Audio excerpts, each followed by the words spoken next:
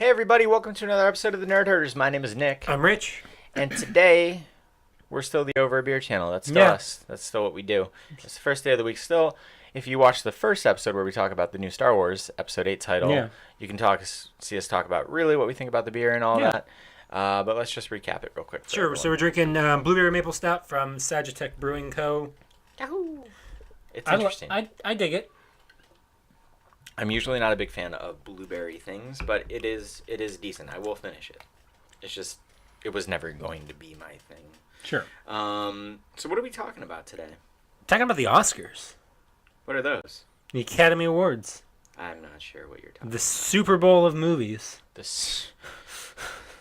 Yes. Right? Isn't that kind of what they are? Yeah, no, it's true. It's honestly, for like movie nerds, it is like that day, you know, in a lot of ways. Yeah. And also in a lot of ways, and this will be our second Academy Awards that we've covered on the show. And so we've already kind of laid out our feelings about what we think about it. But one thing, you know, I woke up that morning, as I always do the morning nominations, you know, days and weeks before, and as we wrapped up last year's Oscars, I always say the same thing. These mean less and less to me every single year. Yeah. It's a popularity contest. You shouldn't have to campaign for what is the true best art and all of these things. And yet I can't help but get excited every time the nominations came out. And this year was honestly no different. There we go. So I was just pulling up the list. So before we we can talk about most of it we know offhand because it's pretty. Yeah. So this is not going to be a predictions episode. We'll have that as we get closer. This is just more 24th. reactions to the awards. Yeah. So obviously the big story of it, the major story. Well, there's a couple, but the big thing is that La La Land got all of the nominations, tied the record. Got 14. 14 nominations. You know, I looked through the list once I saw the number that it had after the stories, and was trying to see if there was a place where it could have gotten that extra one to beat the record. And it definitely, it arguably should have and could have been up for best hair and makeup, and then it would have broke the record. It had the benefit of being nominated for 2 songs that kind of filled that gap, but all things considered, it could have set the record, and it's still in a massive total. And as we both discussed, and you can voice your own opinions, but I'm not upset that it has I'm not matched either. the record either. I love that movie more and more every day. It just continues to stick with me. Yeah, I went to the movies recently, and as I was going into the movie, all I was thinking was, I'd rather just go see La La Land again. But I didn't. But anyway, do you have any thoughts about that movie being nominated for all those awards? I think it's great. I think this is a lot of them. This is one of the first times in a long time that a movie is being held in such high regard and being nominated for so many awards, and I'm not mad about it. Mm-hmm. Exactly. It feels like it's the what do you call it? Frontrunner. Unless something happens, Moonlight could win. There could be some massive last-minute Hidden Figures love. Something like that could happen. But if it does win all these awards, I will not feel annoyed. I remember even as a massive, massive, massive fan of Return of the King, being kind of annoyed by the end of that night. Mainly because as much as I love that, I loved equally, if not more, Master and Commander, and it just kept losing each and every one of its 11 nominations to that movie. I will not be upset later in February if La La Land wins a lot.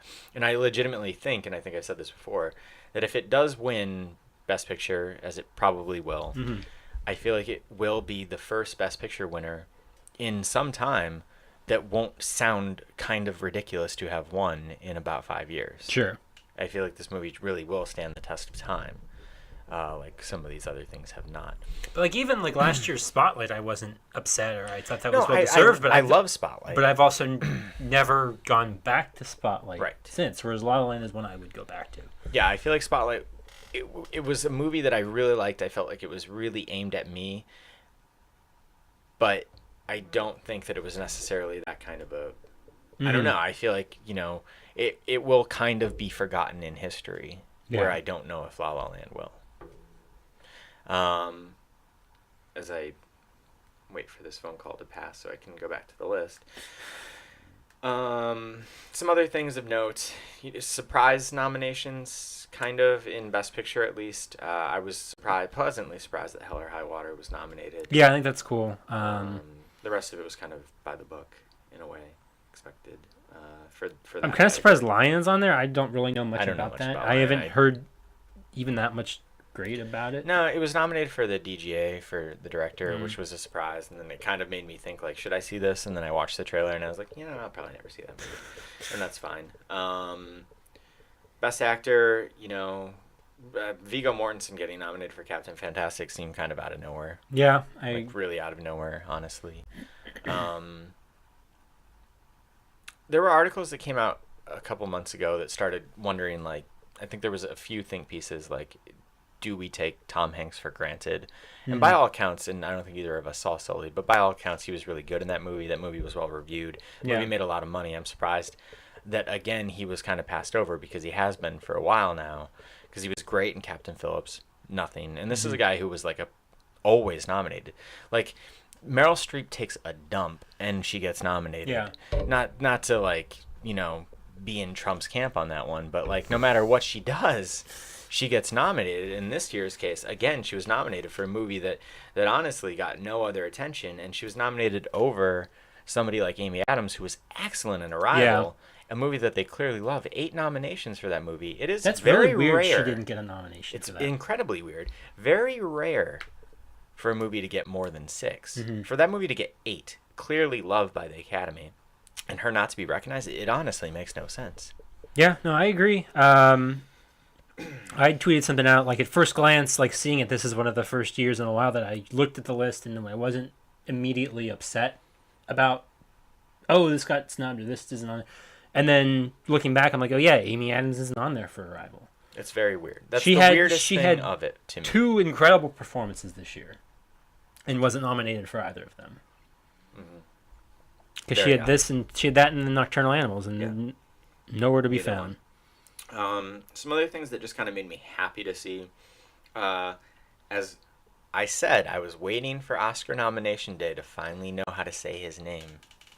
Denis Villeneuve. Oh, is that how you say it? Now, is that how he says it, or is that how they said it? Well, you see, the thing is, did you watch the nominations? Mm-mm. Typically, what they do for the Oscar nominations is it's a live press conference. Gotcha. This year was a live pre-recorded video that was nicely edited together, like one of those montages they show. Okay. And so I would assume that they got his name right. This was not, Ashley Judd coming out in the morning at 5 a.m. Los Angeles time and saying names. This was a pre-recorded thing. So I think that is. So say it again, Denis Villeneuve. I think it's cool. Hacksaw Ridge is getting a lot of praise. I haven't seen it either. I really want to, but unexpected, and hopefully deserving, but unexpected that Mel Gibson has crawled out of the hole that he dug himself into. It's kind of a nice success story. I loved Mel Gibson growing up, and he did terrible. He said terrible things and all of that, but I'm not disappointed to see him. I remember even like when The Beaver came out, and that was supposed to be his big, and I love that movie, and he still just kind of like it was faded away and didn't do anything until kind of now, you must have been happy to see The Lobster get original screenplay. Yeah. Let's see some other things. Very surprised to see, and again, I haven't seen the movie, but the lack of love thrown towards a decently regarded Scorsese film. Yeah, it was nominated for 1 award, cinematography. Even the things that I feel like Meryl Streep, anytime he's usually Thelma Schoonmaker edits one of his films, she's going to get nominated. And even for that, maybe they just thought she didn't show up to work because it's so long. What did she edit? And to be fair, like, I haven't heard hardly anything about this. Like, it's not getting the same buzz and word of mouth that his films usually get, which is very weird because and I want to see it. Like, maybe as we've talked about before, I mean, he is a top 3 director of all time in most people's mind, and you just don't know how many more of his movies we're going to get. So it's pretty surprising that this wasn't just, even if it was unearned, that this didn't get the nominations. Because while I love The Departed won a ton of Oscars, and it's not close to his best movie. It's incredibly watchable. It's thoroughly watchable, but it just seemed like he was kind of entering that phase where no matter what he made, it was going to get a lot of nominations. Yeah, and you look at what the last thing he made was Wolf of Wall Street. I mean, that was everywhere. Everywhere, yeah. When All sorts Hugo of was everywhere. I mean, like, Hugo was nominated for Best Picture. Every movie he's made for a while now has been up for multiple Academy Awards. Yeah, and now he's... And then a movie that is supposed to be difficult. Some people love it, some people hate it. Got almost nothing. Surprising. I know we like to talk about animation a lot on the show, so it was neat seeing, Kubo and the Two Strings, Moana, Zootopia, and then My Life as a Zucchini and The Red Turtle, neither of which I've seen. I really want to see Red Turtle. I don't know anything about My Life as a Zucchini. And that was one of those things where it's kind of refreshing, because I don't think Dory was memorable at all, and it seemed like the kind of thing or Sing, because it made so much money, that they would have just thrown those movies in. And they always kind of seem to recognize these smaller animated movies. They seem to make a point of it. And I don't know who votes for I'm sure animators, but I don't know who else votes for those. I'm sure, because a lot of it is broken down by you have to be in that guild. But the thing is, though, they seem to throw them the bone of, we'll recognize you, but we're never going to actually give you the award. Yeah. Although I don't know how many times... I think that the biggest example of like a head scratcher was, I guess, when you say Spirited Away lost. But it lost to Monsters, Inc., which is a fantastic movie, too. I don't dispute that, but I mean, like... But I don't know if there really has been... Like, I think Secret of the Kells won. I don't know what it was against, but I don't know if there's a really defensible argument where you could say... They didn't give it to the better movie just to give it to this one. Like some of the years, it's like there's some that maybe it's just because those are ones that stand out to me. There's like The Wind Rises is fucking incredible, it was sort of that like this is. But what did probably, it lose to? I don't remember. It wasn't Inside Out. I don't think. No, because that was. I think those were a year apart. What was the Pixar movie before Inside Out? I'll look this up. Like stuff like that where it's like, okay, this is probably his last shot at Miyazaki's last shot at getting his Oscar. Maybe. I don't remember what it lost to that year. Oh, it lost to Frozen. That's probably why. That's probably also why I was angry, because that movie's fucking trash. But see, it isn't, and I think that there was a defense to be made there either way. What I think is more unfortunate is, when are we ever going to get to a point, and there's been two, I think, in our lifetime, two ever, actually, maybe, where animated films are in the Best Picture category as well. And also, like, how come we never see documentaries in the Best Picture field? Yeah. Like, I haven't seen it yet, but O.J. Made in America, by a lot of people's accounts, was the greatest thing made, period, this year. And it's going to win the Best Documentary, but why... I mean, has it ever happened? Has a documentary ever been up for Best Picture? Not that I know of. Not that I can think of. I mean... Like, it just seems like they're too complacent in saying, you have your own category, go play over there. Yeah. But it is still a movie. Then they should just say Best Narrative Picture. Yeah. Or Best Live Action Narrative Picture, if you're almost never going to put those movies in. Another thing that I found out about Oscar voting just this morning, that I don't think I knew, was for the Best Picture, because they were talking about, well, why didn't Deadpool get in when it was nominated for, absurd as that would have been, DGA and PGA. And to get into the Best Picture nominations, one of those 8 or 9 movies, whatever there was, you have to be on 5% of the voters' #1 movie of the year. Oh, wow. That's how you get a movie. That's why there's the fluctuation of between 5 and 10, because it can be anywhere between there. That's really interesting. It's interesting to me that 5% of people thought Lion was the best movie of the year over these other things. And now what happens is, now based off of what's on the ballot, because people probably did put Deadpool, people probably put X-Men Apocalypse, people are dumb. People probably put Batman v Superman. But now, based on the ballot, they have to re-vote based on what Yeah. they can actually vote on, like the primaries and the actual popular election. I thought that was an interesting tidbit. People might not have. Yeah, known. I never knew that. Any other notable? No. I Yeah. got to see Moonlight. I gleaned that from it. Yeah, I already I knew really, that. and I knew that I needed to see Moonlight. Same thing with Manchester by the Sea. Mm-hmm. That was another one I'd like to see Fences. I'd like to see Hidden Figure.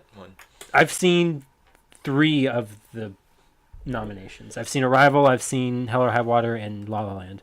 I'd like to see Hidden Figures. I think those are all the ones that I've seen too. I don't really care about Lion. I don't either. And the one thing that makes me want to see that movie is Rooney Mara. Is that I didn't realize she was in it. Yeah. Anyway. Yeah, I think I've only seen those 3 either. I can't get back to the list. So that's the Oscars. We're gonna find out a lot more. What is the number one thing that you want to see happen that night?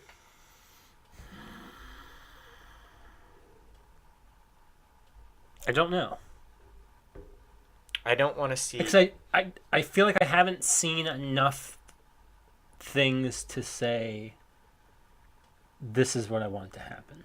Mm-hmm. Like, of what I've seen, I would love to see La La Land win Best Picture. I haven't seen Moonlight. There's some, yeah, in Manchester some, by the Sea. or I'd love to see Kubo win Best Animated Film. I haven't seen Red Turtle yet. Like, maybe The Lobster win Best Screenplay.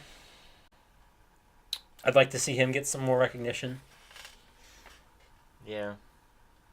I mean, I haven't seen that movie, but honestly, I really feel like I would like to see. I want to see La La Land win all of the major awards that it's up for. And I feel like there's an incredible groundswell of support for that movie, clearly, but also in the run of this domination of all these award shows, there's been a lot of backlash against the movie too. People saying it's disingenuous, it's this, it's that, it's the other. Yeah. They're not good singers. They're not this, the whole thing. And I would love to see. I feel like I bet Denzel and I bet Casey Affleck are awesome in those movies. So if he didn't win, fine. But I would really like to see Emma Stone win. Yeah. Because I feel like she's been really good in other things and not been acknowledged. Although I think she was for Birdman. But it would be cool. I don't know. You're right. It's very difficult. I hope to catch up on some of these other movies. Yeah, and hopefully some of them will get, like Hacksaw Ridge is one I really tried to get to and I missed. It might hopefully some of these will get re-released. Arrival's getting re-released next week, or actually this Friday in theaters. Moonlight came back to our local theater for one 10:25 showing a day at night. Oh boy! But I think some of those movies will come back, and certainly if things like Moonlight actually win, they will definitely come back out. Yeah. But anyway, that's the Oscars. We're going to talk a lot more about that closer to it. We'll do our predictions. We'll probably do a wrap-up show. Yeah. The whole deal. And we'll probably talk about some of those movies, hopefully, as we see them leading up. So what do you think about the nominations? Let us know. You can tweet at us. I'm at Stonks. I'm at Rich Belson. The channel's on Twitter at OABeer_official. We're on Facebook at Facebook.com/overabeer. And, of course, right here on YouTube at YouTube.com/overabeer. But that'll wrap things up for today. So until next time, drink up. And butter me up.